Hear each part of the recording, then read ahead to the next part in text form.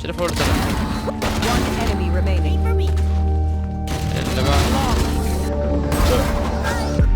Question for the new Prime Minister.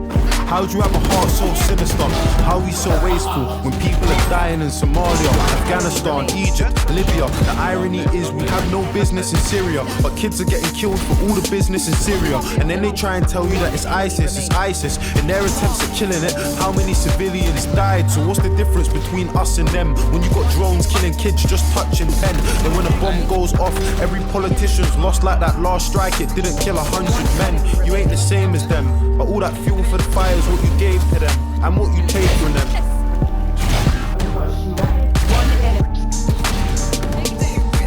All my life I know my mum's been working in and out of nursing, struggling, hurting. I just find it fucked that the government is struggling to care for a person that cares for a person. So where's the discussion on wages and budgets, how they made them redundant?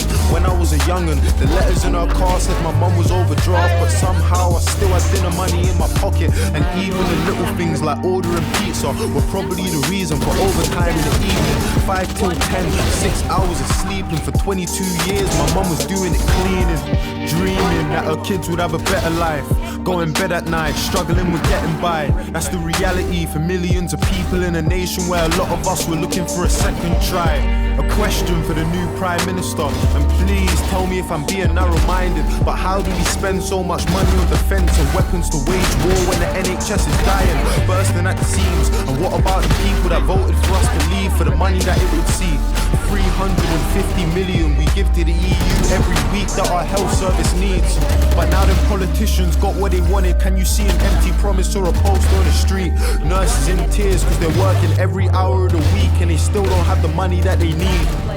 Brought the heart of the nation to its knees.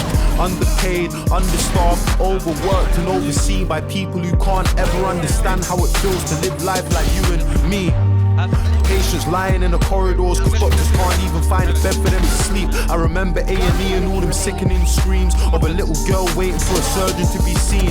Privatised healthcare, guns for police, increased uni fees. Is this what they're selling us? Or let me remind you, just in case you've forgotten, that we live in Great Britain, not in Donald Trump's America. Speaking of America, stating the president, with all due respect, I've got something to say to them. I just find it funny you can't give a hand to Palestine, but you can trade whole arms with Saudi Arabia.